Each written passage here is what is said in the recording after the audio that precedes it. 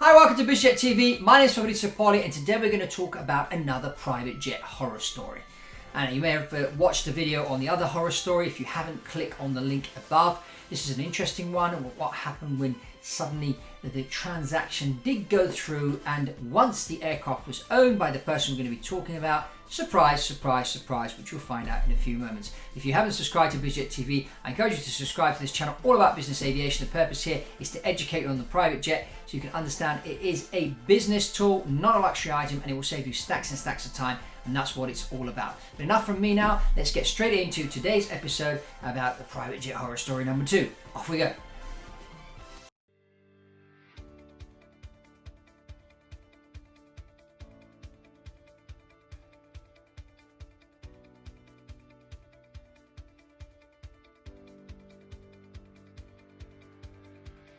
So today we're going to be talking about an interesting case. Someone went out to buy a private jet and things went horribly wrong. This was one of our fans, Charles White, pointed this story out to us. So we thought we'd research it and do a whole video on it and see what we can learn. Now, this is Scottie Pippen, who was an NBA player. And back in 2002, he decided he was going to buy a private jet. Now, this does happen to a lot of professional sports people. You know, in their early 20s, they start making a lot of money and they start doing things like buying houses, giving money out to friends and family, buying yachts, and some of them decide to buy planes. And I think with all what's happened now with COVID-19, the lockdown and that, we're going to see more and more of these professional sports people go out and buy a plane just because they want to have a plane. Now, there's nothing wrong with if you've got a lot of money in buying an aeroplane, but you have to go about it in a professional manner and you have to use professional people in order to make sure you buy yourself something that's going to work. What happened with Scottie Pippen? He went out, spent $4.3 million on a Gulfstream G2, and guess what? Once he'd bought the aircraft, he discovered that the aeroplane could not fly. It had about $1 million worth of maintenance that needed to be done in order for the aeroplane to go flying again. Now, this was a surprise. Mr. Pippen's advisors then went out and they sued the lawyers that took care of this case and the acquisition of the aircraft, and also the person that sold them the aeroplane. Eventually, they won both lawsuits and got about, I think it was just under $5 million back. But still, he bought an aeroplane he couldn't use. And as I always say to people, when you're buying a plane, you're not buying a plane, you're buying time. You're buying a private jet, you're buying time. It's going to save you time. And in order to save you time, it needs to be able to fly. If you can't fly the airplane, it's not going to save you time. It's just going to cost you money.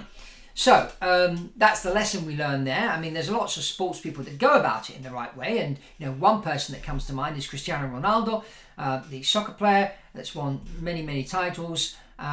He contends the title of best player in the world with Lionel Messi. And Cristiano Ronaldo owns a Gulfstream G200. He uses it obviously to go on holiday with his family and friends and that. But he also uses it in between matches to go and do business deals. He owns a chain of hotels, so he's a businessman as well as a soccer player.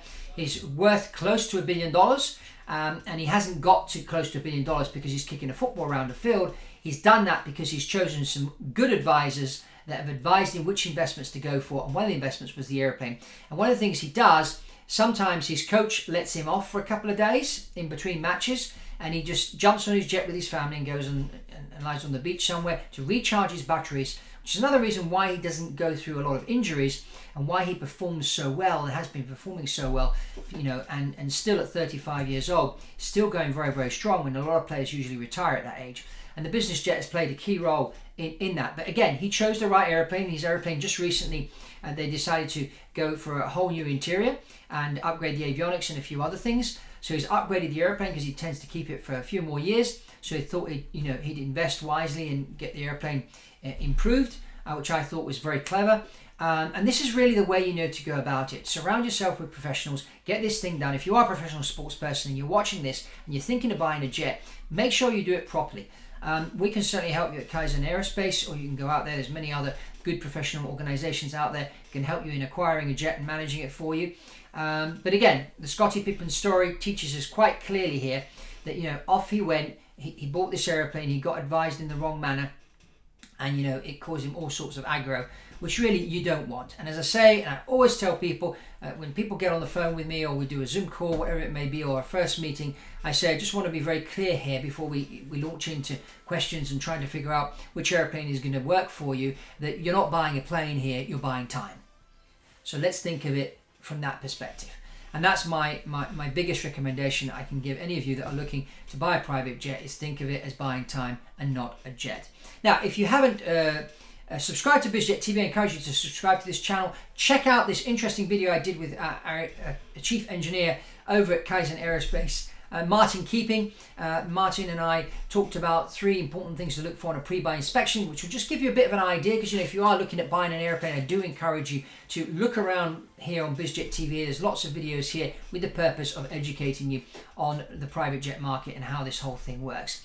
So please subscribe to this channel if you haven't done so already. Give us a thumbs up and also comment below. We love to hear your suggestions and comments. And that's all from Fabrizio Poli on BizJet TV. Remember to check out this video about pre-buy inspections with Martin Keeping. And that's all from me on BizJet TV. I'll see you on the next one.